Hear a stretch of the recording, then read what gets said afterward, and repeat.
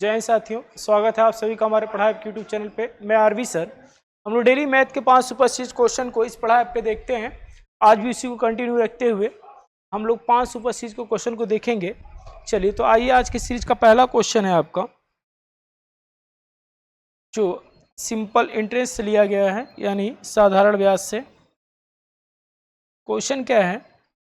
Question कह रहा है एक निश्चित राशि एक साधारण ब्याज की दर पर 2 वर्षों में 1260 रुपया और 5 साल में 1350 रुपया हो जाती है। ब्याज की अनुमानित दर क्या है? मतलब ब्याज की दर क्या होगी, ये आपसे पूछ रहा है। तो ऐसे सवाल आप देखे होंगे, यूपी पुलिस के पेपर में आया हुआ क्वेश्चन है। क्या है? बोला है 5 साल में 5 वर्ष में 1350 रुपया हो जाती है, और फिर क्या कह रहा है आपसे, 2 वर्ष में 1260 रुपया हो जाती है। तो यहाँ पे हम लोग क्या निकालेंगे? दोनों का डिफरेंस निकालेंगे, यानी दोनों का अंतर निकालेंगे। क्या निकालेंगे? दोनों का अंतर। दोनों का अंतर 5 और 3, 2 का जब रेशियो अंतर निकालेंगे तो 3 वर्ष का आएगा। और यहाँ पे 1350 में से 1260 जब घटाएंगे हम लोग तो कितने का आ जाएगा? 90 का आ जाएगा। कितने का आएगा? अंतर 90 रुपये का हो जाएगा। ठीक है। और 1 वर्ष का यहाँ से SI निकालेंगे तो 3 वर्ष का अगर 90 रुपये ब्याज है, 3 वर्ष का 90 रुपये ब्याज है, तो 1 वर्ष का ब्याज कहोगे सर 30 होगा। 1 वर्ष का ब्याज कितना होगा? 30। 1 वर्ष का ब्याज अगर 30 रुपया है तो यहाँ देखिए 2 वर्ष का ब्याज कितना होगा? 60 रुपया। 1 वर्ष का ब्याज 30 रुपया तो 2 वर्ष का ब्याज 60 रुपया। इसमें से 60 घटा लेंगे तो प्रिंसिपल पता चल जाएगा। प्रिंसिपल कितना हो जाएगा? 1200। यानी जो मूलधन राशि थी कितना थी? 1200 रुपया मूलधन राशि था। अब आपसे पूछ रहा है ब्याज की दर क्या होगी। 1 वर्ष का ब्याज 30 रुपया है और मूलधन कितना है आपका? 1200।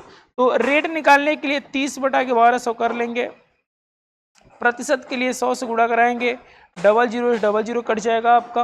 और यहाँ से 3 से काटेंगे, 4 बार में खत्म हो जाएगा। 10/4 हो जाएगा, यानी कि 2.5% रेट रहा होगा। कितना परसेंटेज? 2.5%। रेट कितना होगा? 2.5%। अगर ऑप्शन की बात करें तो ऑप्शन नंबर सी इस सवाल का राइट आंसर हो जाएगा। क्लियर है? समझिए। देखिए यहाँ पे आपको 2 क्वेश्चन पूछ सकता है, 2 टाइप के सवाल बनते हैं। कभी कभी मूलधन पूछता है और कभी कभी रेट पूछता है। तो मूलधन पूछेगा तो मूलधन आपका 1200 रुपया होगा, और रेट पूछेगा तो 1 वर्ष का अगर ब्याज 30 रुपया है और मूलधन 1200 रुपया है तो रेट निकालेंगे, 2.5% का रेट आ जाएगा ये आपका। ठीक है। तो यहाँ पे दोनों का डिफरेंस निकालेंगे। 5 वर्ष और 2 वर्ष का जो अंतर होगा 3 का होगा, 3 वर्ष का अंतर होगा। 1350 1250 60 का अंतर 90 रुपया का होगा। 3 वर्ष का ब्याज 90 रुपया है, 1 वर्ष का ब्याज 30 रुपया होगा, तो 2 वर्ष का ब्याज 60 रुपया होगा। 2 वर्ष वाले में से घटा लेंगे 60, तो 1200 मूलधन पता चल जाएगा। ठीक है। और रेट निकालना हो तो रेट निकाल लेंगे। चलिए बढ़ते हैं आगे, क्वेश्चन नंबर 2 देखते हैं। और ये बेहतरीन सा क्वेश्चन है, इंपॉर्टेंट क्वेश्चन है एकदम। ठीक है, इंपॉर्टेंट क्वेश्चन है। क्वेश्चन क्या है? ए तथा बी तथा सी किसी काम को 12 तथा 20/3 दिनों में पूरा कर सकते हैं। ए काम को 3 दिन तक करता है, बी उस काम को 4 दिन तक करता है। तो बचे हुए काम को अगले 7 दिन में सी पूरा कर लेता है। ए अकेला उस काम को कितने दिन में पूरा कर लेगा? ठीक है। चलिए देखिए, यहाँ पे हम लोग बोला है ए और बी काम को 12 दिन में करता है, बी और सी काम को 20/3 दिन में करते हैं। यहाँ से एलसीएम बनाएंगे, तो एलसीएम बनाएंगे तो आप एलसीएम होगा 20 3 60, 12 5 60, एलसीएम 60 हो जाएगा आपका। 12 से भाग करेंगे 5 बार में, 20 3 60, यानी कि 3 ये आपका 3 3 के 9, यानी कि जो ए बी की क्षमता है 5 है और बीसी की क्षमता जो होगी कितना होगी? 9 होगी। ए बी की क्षमता 5, बीसी की क्षमता 9 होगी। तो आप चाहो तो यहाँ पे मान पुट करके भी लगा सकते हो, जैसे अभी हम बताएंगे लास्ट में। पहले यहाँ समझते हैं ए बी कितने दिन तक काम करते हैं? कहोगे सर ए बी 3 दिन तक काम करते हैं। कितने दिन तक? 3 दिन तक। बीसी कितने दिन तक काम करते हैं बाबू? 4 दिन तक। सी अकेला काम को कितने दिन में कंप्लीट करता है? 7 दिन में। अब मेरी बात समझिए, अगर ए बी की कार्य क्षमता 5 है तो 3 दिन तक काम किए होंगे ए बी। समझिएगा बात को, ए बी की कार्य क्षमता 5 है, अगर 3 दिन तक काम किए होंगे तो काम टोटल कितना कर दिए होंगे? 15 काम कितना कर दिए होंगे? 15। 3 दिन तक यहाँ पे काम हुआ। बोला है आपसे कि बी उस काम को 4 दिन तक करता है। यहाँ पे 3 दिन तक बी काम किया, अगले दिन मतलब 4 दिन तक करता है, यानी कि बी 4 दिन होने के लिए 1 दिन और काम करेगा तो 4 दिन हो जाएगा। तो यहां से कितना काम कर जाएगा, 4 काम। सॉरी, पीसी की क्षमता 9 है तो 9 से 1 दिन में 9 काम करते हैं, तो 1 दिन में 9 काम करते हैं तो कितना काम कर जाएंगे, 9। 1 दिन तक काम करेगा तो कितना काम करेंगे, 9 1 कम 9, 9 दिन तक 9 काम यहां से कर लेगा। कितना काम कर लेगा, 9। तो देखिए 3 दिन यहां काम कर लिया, 1 दिन यहां बचा हुआ, 1 दिन जो था 1 दिन यहां काम किया, ठीक है। 9 के रेशियो से काम करेगा तो 9 काम कर जाएगा, ठीक है। अब देखिए सी यहाँ पे 1 दिन काम कर चुका है, 6 और काम को 7 दिन तक करता है अकेले, तो अब कितने दिन तक और काम करेगा, कहोगे सर 6 दिन तक। 6 दिन तक और काम करेगा। यहाँ पे 15 काम हुआ, 9 काम, 15 और 9 ये टोटल मिला के कितने काम हो चुका है, 24 काम। बचा हुआ शेष काम कितना है, 60 में से 24 काम यदि हो गया तो बचा हुआ कितना काम, 36 काम। कितने दिन में करता है, 6 दिन में। यानी कि जो सी की कार्य क्षमता होगी, सी की जो कार्य क्षमता होगी कितना होगी, 6 होगी। सी की कार्य क्षमता कितना होगी, 6। मतलब कि जो सी अकेला काम करेगा 6 दिन में कंप्लीट कर लेगा। तो सी की कार्य क्षमता 6 है, तो बी की कार्य क्षमता कितनी होगी, 3 होगी, क्योंकि दोनों की कार्य क्षमता कितना है, 9 है। दोनों की कार्य क्षमता कितना है, 9। तो अगर सी की अकेले 6 है तो बी का कितना होगा, 3 होगा। यहाँ पे बी का 3 होगा तो ए का कितना होगा मेरे भाई, 2 होगा। क्यों, क्योंकि दोनों मिला के 5 दिन में काम करते हैं। तो ए की कार्य क्षमता 2 है। आपसे बोल रहा है अकेले ए कितने दिन में काम करेगा, 60 टोटल काम है। 60 काम को अगर 2 के हिसाब से काम करेगा, 1 दिन में 2 काम करता है, तो 2 के हिसाब से काम करेगा तो कितने दिन लगा देगा, 30 दिन। ए शेष मतलब ए अकेले काम को करेगा तो कितने दिन में कर लेगा, 30 दिन में कंप्लीट कर लेगा, 30 दिन। अगर ऑप्शन की बात करें तो ऑप्शन नंबर सी इस सवाल का राइट आंसर हो जाएगा। क्लियर है। एक बार फिर समझिए, बहुत बेहतरीन सवाल है। पेपर में जब आता है तो बच्चे कंफ्यूज हो जाते हैं, क्या करना है। बोला है ए अकेला 3 दिन तक करता है, बी 4 दिन तक, सी अगले 7 दिन तक। अगर ए बी की कार्य क्षमता 5 है तो ए बी दोनों मिलके अगर 3 दिन तक काम किए होंगे और 5 क्षमता है तो 15 काम कर दिए होंगे ए बी। और बी को 4 दिन तक करना था तो 3 दिन यहां कर लिया तो बचा कितना, 1 दिन और बचा। 1 दिन यहां काम करेंगे। बीसी की कार्य क्षमता कितना है, 9 है, तो 9 काम कर देंगे तो टोटल यहां से 16 15 और 9 24 काम टोटल हो जाएगा। टोटल काम 60 था, 60 में से 24 काम हो गया, शेष काम 36 बच गया। अब अगले देखिए, सी को 7 दिन तक काम करना था। क दिन तक, 7 दिन तक।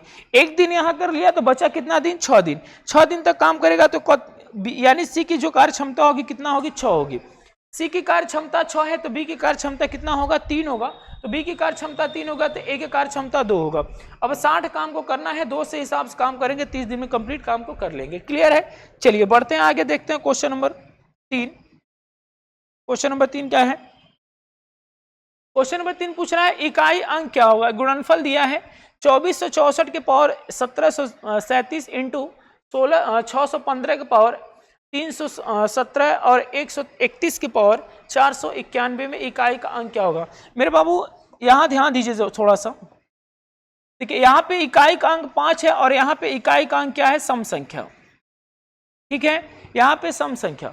तो जब इकाई का अंक 5 आ जाए और सम संख्या आ जाए इकाई अंक पे, तो जो भी इकाई का अंक होगा क्या होगा, इकाई का अंक क्या होगा, कहोगे सर इकाई का अंक सदैव और सदैव शून्य होगा। सदैव कितना होगा, शून्य। ऑप्शन की बात करें तो ऑप्शन नंबर डी इस सवाल का राइट आंसर हो जाएगा। लेकिन देखिए लगाने का तरीका क्या होगा आपका, लगेगा कैसे सवाल। आप पढ़े होंगे कि घात में 4 से डिवाइड करते हैं और जो रिमाइंडर बचता है, अब 4 से ही क्यों भाग करते हैं समझ लीजिए। देखिए 2 के पावर 1 का मान 2 होगा, 2 के पावर 2 का मान 4 होगा, 2 के पावर 3 का मान 8 होगा, 2 के पावर 4 का मान 16 होगा, 2 के पावर 5 का मान 32 होगा और 2 के पावर 6 का मान 64 होगा, 2 के पावर 7 का मान 128 होगा और 2 के पावर 8 का मान 264 होगा, सॉरी 256 होगा। ठीक है, 256 होगा। अब हो क्या रहा है, देखिए यहाँ देखिए 2 है, 2 यहाँ भी रिपीट हो गया, 4 यहाँ रिपीट, 8 यहाँ, 6 यहाँ, 6 यहाँ। कहने का मतलब है हर संख्या रिपीट होती है कितने के बाद, 4 संख्याओं के बाद, 4 अंकों के बाद, 4 अंकों के बाद संख्याएं क्या होने लगती है, रिपीट होने लगती है। इसी वजह से हम लोग इकाई घात में किससे भाग करते हैं, 4 से भाग करते हैं। इसी वजह से हम लोग 4 से भाग करते हैं तो 4 से भाग करेंगे, रिमाइंडर बचेगा। जब 72 में सॉरी 73 में 4 से भाग करेंगे शेषफल 1 बचेगा, तो 4 की पावर 1 हो जाएगा। और यहाँ 5 की पावर यहाँ पे भाग करेंगे तो कुछ भी हो, 5 की पावर कुछ भी हो तो इकाई एक में 5 ही आएगा, आप जानते हैं इस बात को। और 1 के पावर भी कुछ भी हो तो इकाई एक में 1 ही आएगा। तो 4 5 20 एक कम 20, 20 का मतलब हो जाएगा इकाई एक में क्या आ जाएगा 0, जो ऑप्शन नंबर डी इस सवाल का राइट आंसर हो जाएगा। क्लियर है, ये हो गया लगाने का विधि। ठीक है, चलिए बढ़ते हैं आगे।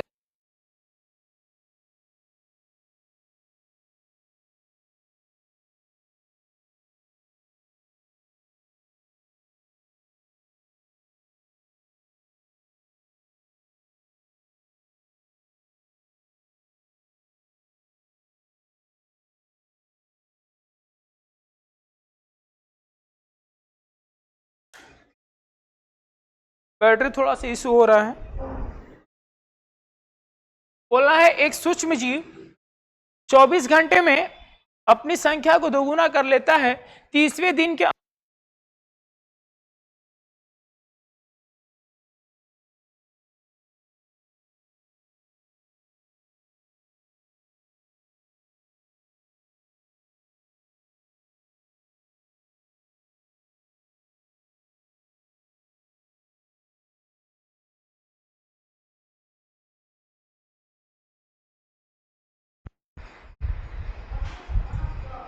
सॉरी दोस्तों, ठीक है, बैटरी इशू हो गया था। चलिए देख लेते हैं इस क्वेश्चन को।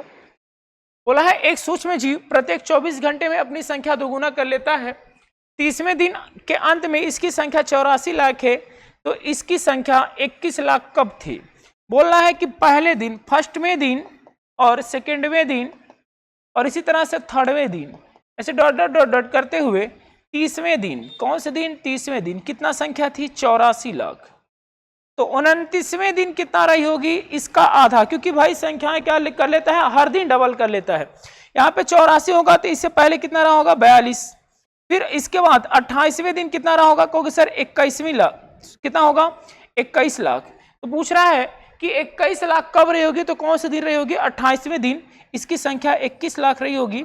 ऑप्शन की बात करें तो ऑप्शन नंबर सी इस सवाल का राइट आंसर हो जाएगा। क्लियर है, ऑप्शन नंबर सी। हर दिन तो गुना कर रही है तो 84 का आधा 42 रहा होगा, 42 का आधा 21।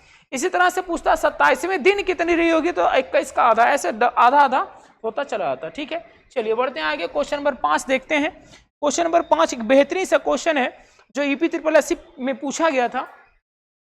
बोला है 3 9 27 81 243 का ज्यामितीय माध्य क्या होगा? अगर ऐसा ज्यामितीय माध्य पूछता है, यानी जीपी पूछ रहा है, क्या पूछ रहा है आपसे? जीपी। ठीक है, गुणोत्तर श्रेणी का है जीपी, जैसे कि x की पावर 1 हो, x की पावर 2 हो, x की पावर 3 हो, x की पावर 4 हो, ऐसे ही x की power dot dot dot n हो। तो इसका जो हम लोग समांतर माध्य सॉरी गुणोत्तर माध्य निकालते हैं, ज्यामितीय माध्य निकालेंगे, तो इसका जब हम लोग ज्यामितीय माध्य निकालेंगे,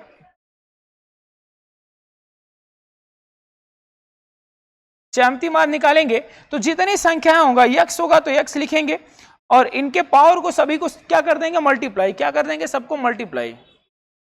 x की पावर 1, x की पावर 2, x की पावर 3, x की power 4 dot dot dot x की पावर n। ठीक है, जितनी बार रहेगा उससे उसका बटा से क्या कर देंगे? भाग कर देंगे। a1/n। जैसे मान लीजिए 4 बार है तो 1/4 से, 5 बार होगा तो 1/5 से, 6 बार होगा तो 1/6 से गुणा करा देंगे। ठीक है, इस नियम को हम लोग फॉलो करेंगे और इसका आंसर हम लोग लगाएंगे। ठीक है, चलिए आइए देख लीजिए, इसका स्क्रीनशॉट मार लीजिए, आपके पेपर में काम आने वाला है। ठीक है, चलिए।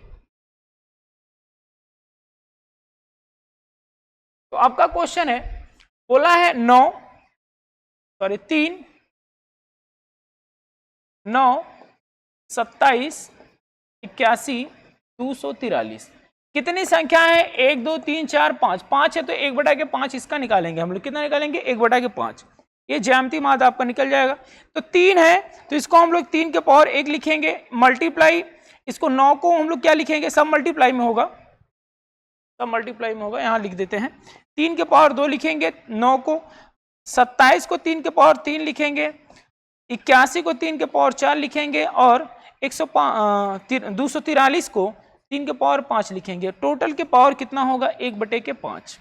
तो आप पढ़े होंगे कि आधार समान होने पे गुणा के केस में घात जुड़ जाते हैं।